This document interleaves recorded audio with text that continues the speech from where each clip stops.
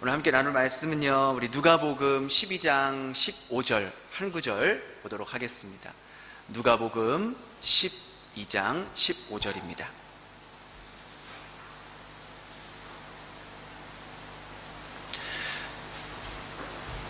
한 구절 같이 읽겠습니다. 시작. 그들에게 이르시되 삼가 모든 탐심을 물리치라. 사람의 생명이 그 소유에 넉넉한 데 있지 아니하리라.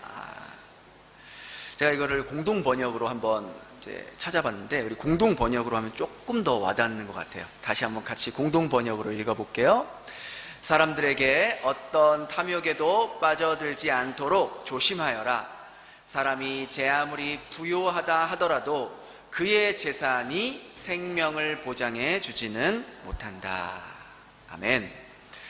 오늘은 죽음에 이르는 7가지 죄 5번째, 바로 탐욕에 대해서 우리가 살펴보려고 합니다. 이 그림 보이신가요? 여러분들이 이제 가지고 있는 책에 이제 나와 있는 그림인데요. 이 그림을 보시면은 뭐가 보이세요? 이 그림에는 이제 가운데 있는 사람이 누구냐면, 이제 빨간 옷 입은 사람이 이제 판사입니다. 판사. 돈을 좋아하는 판사예요.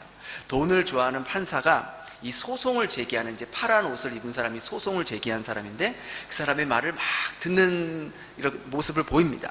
그러면서 지금 그 판사의 이 손이, 그 지팡이 같은 걸 들고 있는 손 말고 다른 손이 어디로 가 있어요?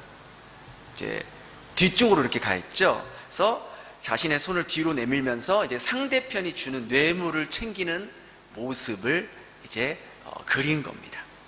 근데 이런 모습이요, 우리 오늘날 법원에서도, 재판에서도 사실 공공연하게 일어나고 있다라는 거예요. 공정과 정의로 올바르게 판결이 되어야 하는데, 뇌물을 받은 판사들이 구부러지게 판결을 하고, 또 변호사들이 올바로 변호하지 않는 그런 모습을 어렵지 않게 오늘날도 볼 수 있습니다. 이처럼 많은 사람들이 돈으로도 죄를 뒤집을 수도 있고 판결을 뒤집을 수 있다 생각해서 나온 말이 뭐예요? 무전, 유죄, 유전, 무죄. 그러니까 이런 말이 괜히 나오는 말이 아니라니까요. 돈 있으면 죄 짓고도 떵떵거리면서 살 수 있고요, 돈 없으면 없는 죄도 뒤집어셔서 억울하게 살 수 있는 세상이 바로 우리가 사는 이 세상이라는 거예요. 그래서 사람들은 어떻게 해서든지 이 돈을 끌어모으려고 해요. 현대 사람들이 가장 큰 행복으로 여기는 것은 무엇보다도 돈을 많이 축적해 놓는 것을 자신들의 가장 큰 행복으로 여깁니다. 돈은 탐욕을 확실하게 만족시키는 도구이기 때문이에요. 그래서 현대인들이 권력이나 어떤 성적인 것들을 가지려 하기보다 이 돈을 가지려고 하는 이유는 바로 이 돈만 있으면 권력도 가질 수 있고 성도 쉽게 얻을 수 있다고 믿기 때문이라는 것이죠. 그래서 현대인들의 최고의 관심사가 뭡니까? 세상 사람들의 최고의 관심사가 뭐예요? 바로 부자가 되는 거예요. 부자가. 저도 이 말씀을 준비하면서 한번 제가 유튜브에 부자가 되는 법이라고 한번 검색을 해봤어요. 그러니까 얼마나 많은 영상들이 올라와 있고, 대부분 조회수가 뭐 최소 몇십만에서 뭐 몇백만까지 뭐 어마어마하게 많더라고요. 뭐 3년 안에 부자가 되는 법, 1,000만 원에서 10억 만들기, 뭐 부자가 하는 매일매일 하는 습관, 뭐 부자가 절대 안 하는 습관, 뭐 부자라는 단어만 쳐도 그것에 관련된 영상들이 차고 넘친다는 것이죠. 그래서 현대에는요, 이런 병까지 나오는 거예요. 부자병이라는 질병까지 생길 정도입니다. 부자병이란 돈에 강한 집착을 보이면서 돈을 통해서 원하는 것이라면 뭐든지 얻을 수 있다는 그런 생각과 만성적인 소비 중독 증세를 부자병이라고 말합니다. 우리가 소위 말하는 갑질 행태, 이런 게 다 부자병의 단적인 모습이라고도 할 수 있는 거예요. 그러니까 이렇게 부자병에 걸리는 이유는 사람들이 돈이 많아지면 행복해질 거라는 믿음 때문이에요.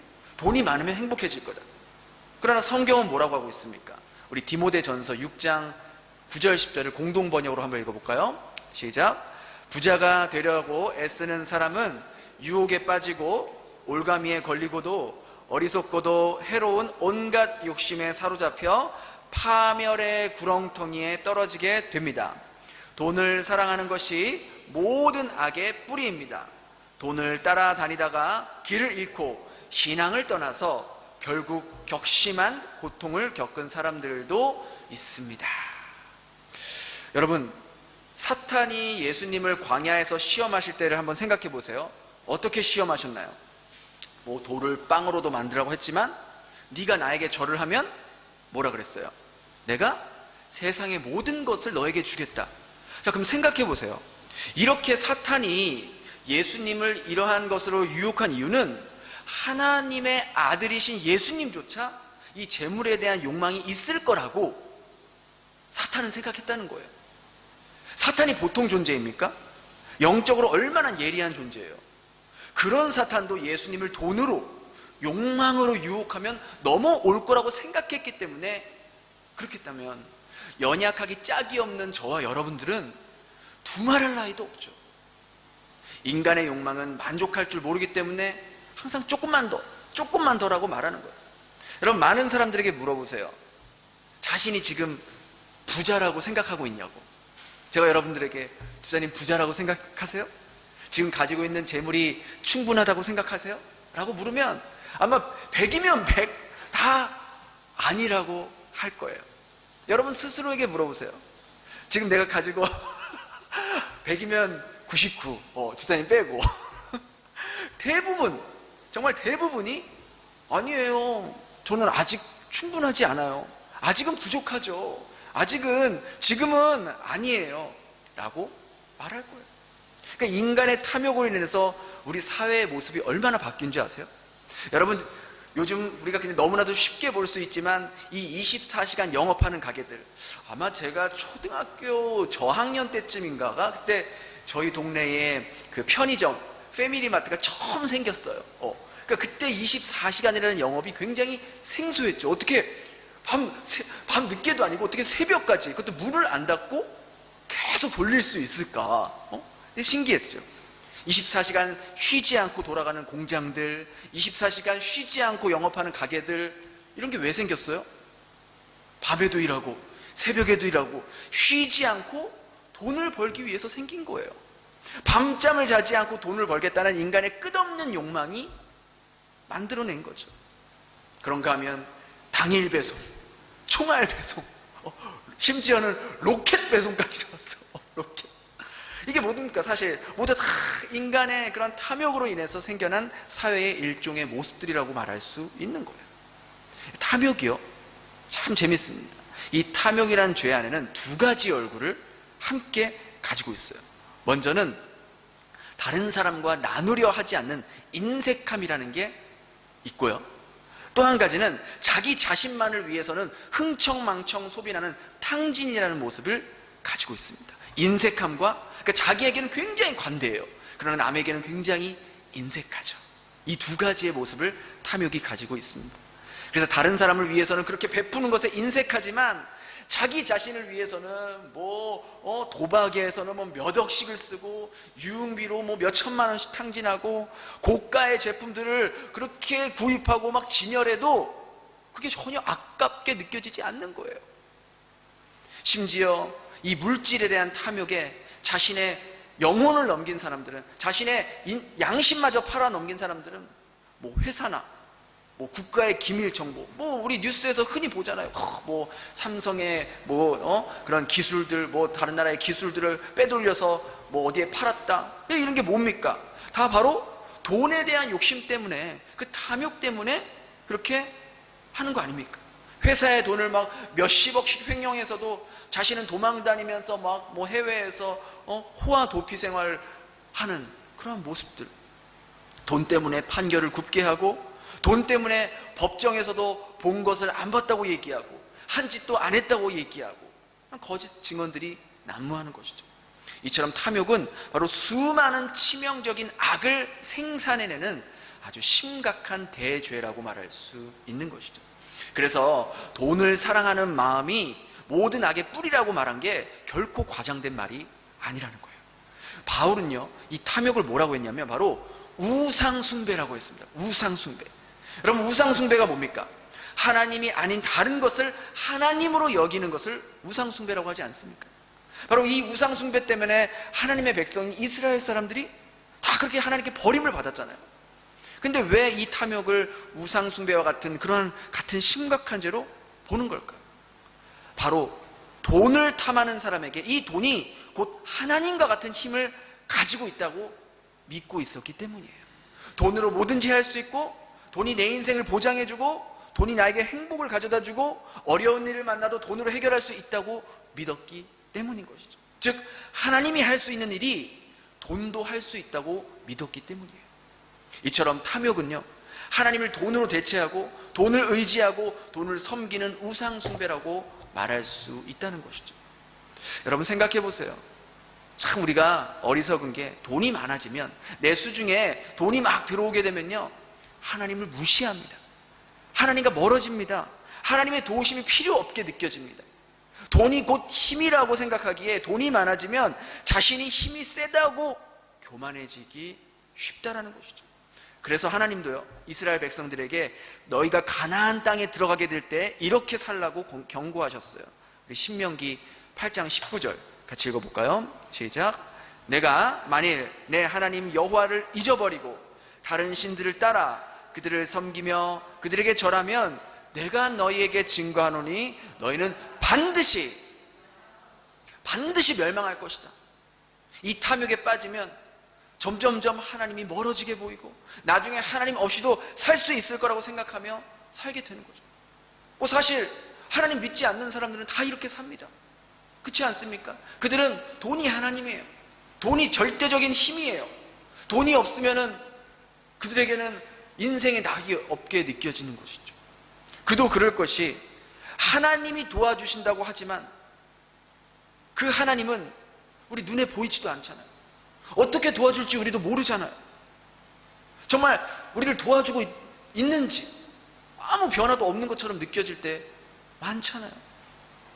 내 삶에 즉각 변화가 일어나지 않는 것 같아요. 그런데 돈은 어떻습니까? 돈은 즉각적으로 뭔가를 해결할 수 있는 것 같잖아요. 돈을 주면 뭔가를 살 수가 있잖아요. 돈을 주면 눈에 보이는 변화를 가져다 줄 수 있기 때문에 하나님보다는 돈을 더 쉽게 의지하는 경향이 우리에게 많다라는 것이죠. 그래서 하나님보다 돈을 더 따르게 되고, 돈을 더 믿게 되고, 돈을 더 의지하게 되면서 결국 그 돈에 매여 사는 거예요. 마치 돈 없으면 못 사는 것처럼. 실제로 마귀는 우리 마음속에 끊임없이 이런 마음을 불어넣는 거예요. 야, 한 푼이라도 더 모아놔야지. 그래야 나중에 너 큰 사고 생길 때, 갑자기 돈 필요한 일 생길 때 그때 쓸 수 있지. 내가 이제 일할 날이 얼마 남지 않았는데 노년에 은퇴하면 그때 살려면 지금 바싹 모아놔야 돼. 한 푼이라도 더 모아놔야 돼. 안 그러면 나중에 자식들에게 손 벌리면 더 비참해. 계속해서 이렇게 우리의 불안한 마음을 조장하고, 그러한 마음들을 불어넣어서 돈을 쌓아놓게 하고, 마치 그것이 내 미래를 보장해 줄 것처럼 믿고 스스로를 속이고 있는 거예요. 그러나 우리가 지금까지 삶을 살아보았고, 또 앞서 살아본 사람들의 인생을 보아도 그 재물이라는 게 일시적으로 우리에게 안전을 줄 수 있을지 몰라도 영원한 안전은 보장해주지 못한다는 거예요. 오히려 재물이 많아야 안전하다는 그 마음 때문에 끝도 없이 재물을 얻으려는 탐욕만 더 커지게 된다는 것이죠. 이 땅에 재물을 많이 움켜쥐고 있는 사람은요, 마치 무거운 짐을 가득가득 실은 그 배와 같아서 바람이 불고 파도가 불고 폭풍과 불면 그 배는 뒤집어질 가능성이 높다는 거예요. 반면 재물을 손에 놓은 자들은 날개가 가벼워진 독수리와 같이 더 높이 올라서 더 넓은 시야를 확보하듯이 훨씬 더 안전한 삶을 살 수 있다는 것이죠. 돈을 의지할수록 하나님과는 멀어질 것이고, 반대로 세상 욕심과 멀어질수록 우리는 하나님과 가까워지게 된다는 거예요.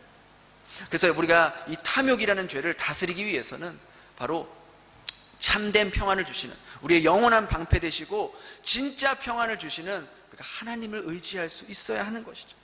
인간은요, 인간을 만드신 그 인간의 창조하신 하나님 보호 속에 살 때만 우리가 온전한 안정감을 누릴 수가 있는 거예요.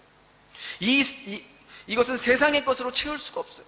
우리가 많은 사람들이 말하잖아요. 늘 돈도 많이 모으고 또 성공한 사람들이 항상 마음에 어떤 한 부분에 공허함이 있다라고 그렇게 얘기하잖아요. 그 공허함은 오직 하나님만 채워줄 수 있는 그러한 영역이라고요.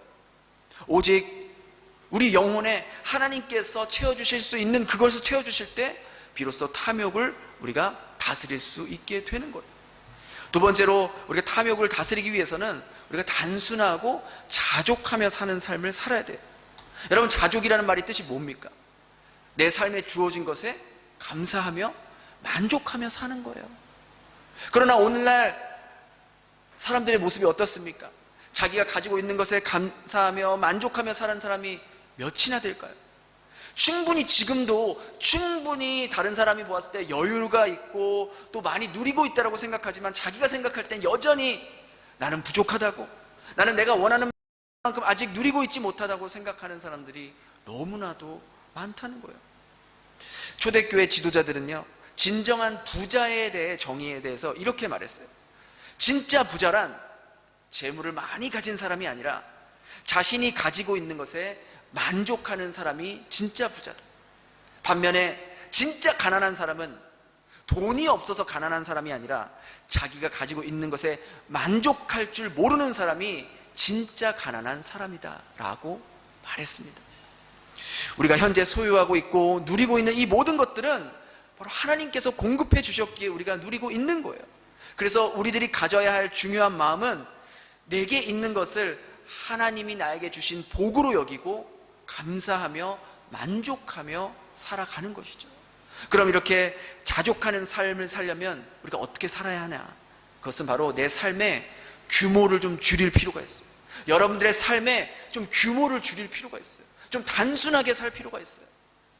생활 규모를 단순화하면요, 많은 소유가 필요 없게 되고 삶이 가벼워지고 물질에 대한 욕심에서 우리가 점점점 자유로워질 수 있다는 것이죠.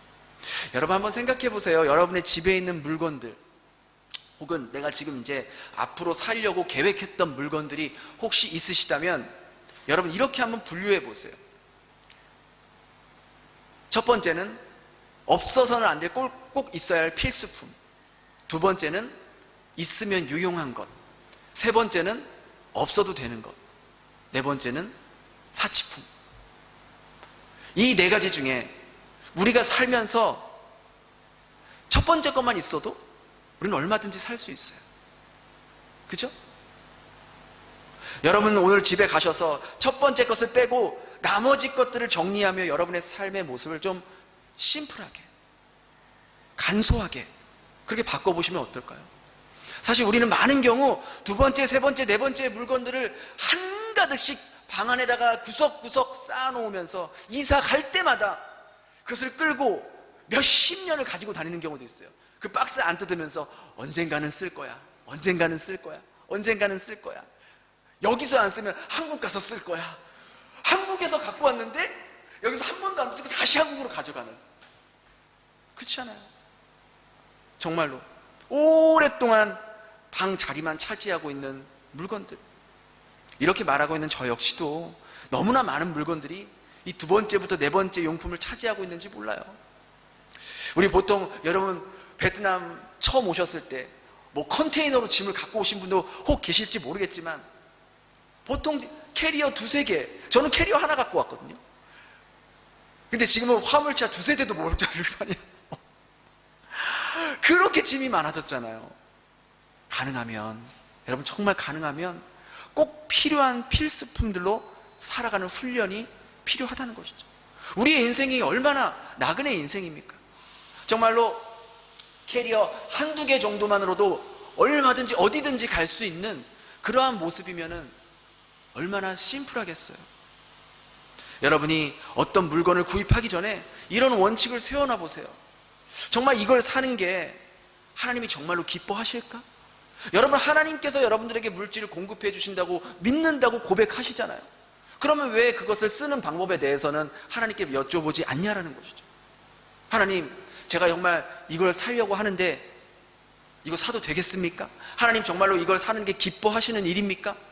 물어봐야죠. 그런데 우리는 많은 경우 아유 내가 뭐 이 정도는 살 수 있지, 아유 남들도 다 사는데 나도 하나 사지 뭐, 이런 생각으로 구입한다면 그것은 자기의 욕심에 따른 결정일 가능성이 높다는 것이죠. 그래서 어떤 물건을 살 때 이게 내가 원하는 것인지 아니면 정말 나에게 필요한 것인지 스스로에게 물어보시라고. 우리는 원하는 것이 아니라 꼭 필요한 것들로만 살아가려고 할 때 이 탐욕을 멀리할 수 있게 된다는 것이죠. 또 한 가지 우리가 탐욕을 가장 효과적으로 다스릴 수 있는 방법은 바로 내 것을 다른 사람들에게 나누는 거예요. 바로 이 나눔이야말로 탐욕이라는 죄를 이겨낼 수 있는 사실 가장 좋은 방법입니다. 우리가 가지고 있는 물질을 나만을 위해서, 내 가족만을 위해 사용하라고 하나님이 주신 게 아니에요. 하나님이 우리에게 물질을 주실 때는 그 물질 안에는 세 가지 몫이 담겨져 있습니다. 그 첫 번째 몫은 바로 나의 몫이에요.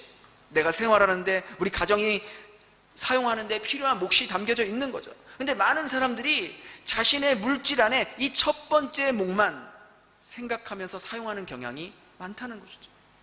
두 번째는 우리의 물질 가운데는 바로 하나님의 몫이 담겨져 있다는 거예요.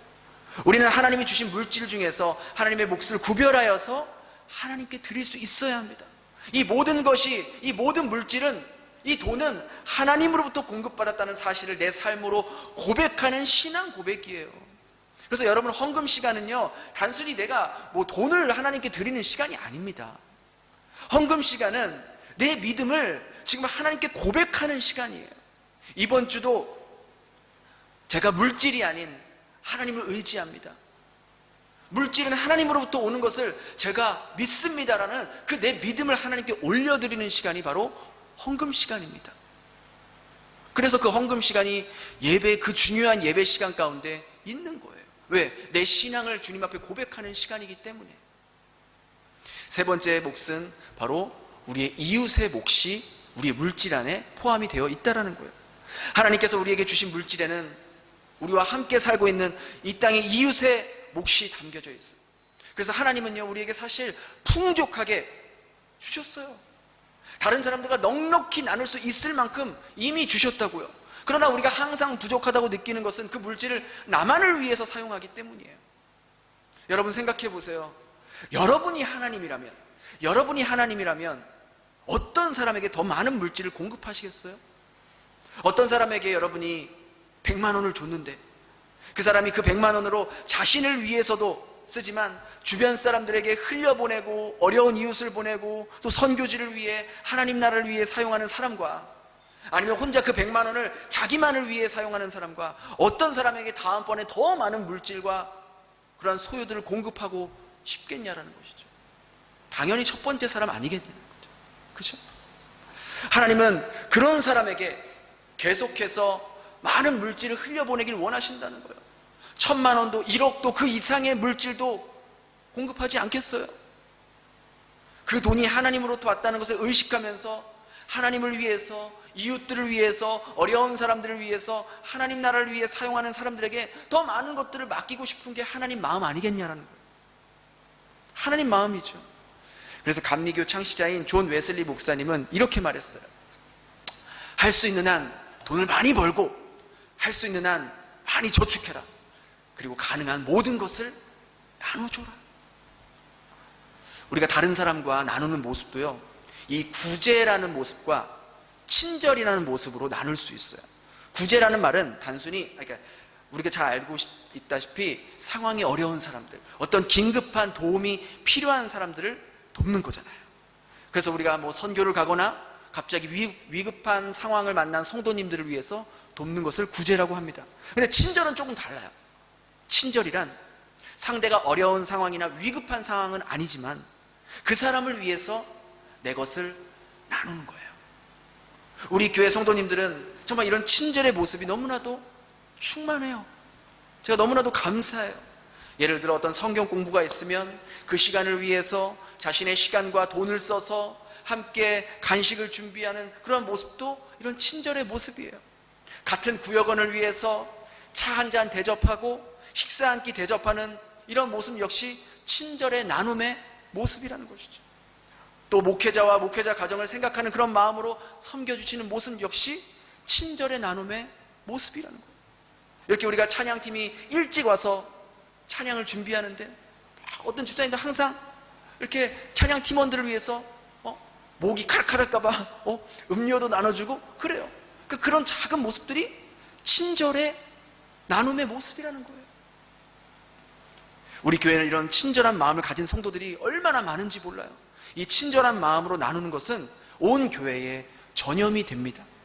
그래서 잠언 19장 17절에 이런 말씀이 있어요. 우리 현대인의 성경으로 한번 같이 읽어볼까요? 시작. 가난한 사람들을 돕는 것은 여호와께 빌려주는 것이니 여호와께서 그의 선행을 반드시 갚아 주실 것이다. 여러분, 우리가 다른 사람에게 나누는 게 뭐라 그래요? 하나님께 빌려주는 거래요. 하나님이 뭐가 부족하겠어요? 하나님이 돈을 꾸겠어요? 그런데 그만큼 다른 사람에게 흘려보내는 것을 하나님이 기뻐하신다라는 의미를 이렇게 표현한 거잖아요. 그래서 그의 행실을 어떻게 한다고요? 반드시, 그냥 갚아주신다는 것도 아니고 반드시 기억해서 갚아주신대요. 그래서 예수님도 이런 말씀 하셨잖아요. 우리 마태복음 10장 42절 같이 읽어볼까요? 시작. 또 누구든지 제자의 이름으로 이 작은 자 하나에게 냉수 한 그릇이라도 주는 자는 내가 진실로 너희에게 이르노니 그 사람이 결탄코 상을 잃지 아니하리라. 그래요. 냉수 한 그릇, 정말 나는 별거 아닌 거라고 한 그거를 우리 예수님이 생명책에 기록해 놓으시고 절대로 잊지 않는데요. 나는 그거 언제 내가 그렇게 나눠줬는지, 내가 언제 그렇게 어려운 사람을 도와줬는지 사실 기억도 안 나는데 우리 주님은 다 기억하셔서 결단코 그 상을 잃지 않고 반드시 내가 그것을 더 좋은 것으로 보답해 주겠다라고 우리 예수님이 약속하신 거예요. 이처럼 나눔은 당장 내 것이 나가는 것처럼 보이지만 우리가 하나님 앞에 재물을 하늘 창고에 쌓아놓는 행위입니다. 나눔은 내가 물질의 노예가 되는 것이 아니라 내가 그 물질을 다스리며 하나님이 원하시는 일에 사용하는 것이죠. 돈을 사랑하는 마음은 일만하게 뿌리가 되지만 하나님을 사랑하는 마음으로 돈을 사용하면 하나님의 선한 일들을 이룰 수가 있다는 것이죠. 바로 이 모습이 탐욕을 이겨내고 다스릴 수 있는 가장 최고의 방법이라는 것이죠. 마지막으로 톨스토이의 말로 말씀을 마치겠습니다. 분은 분뇨와 같아서 축적되면 악취를 내고 뿌려지면 땅을 비옥하게 한다. 우리 기도하겠습니다. 하나님, 오늘 탐욕에 대해서 우리가 나눠왔습니다. 우리 마음 가운데 있는 이 탐욕을 다스려 주시고 정말 이 주님께서 주신 귀한 물질들, 하나님께서 원하시는 그러한 모습 가운데 사용할 수 있도록 도와주세요. 예수님 이름으로 기도드렸습니다.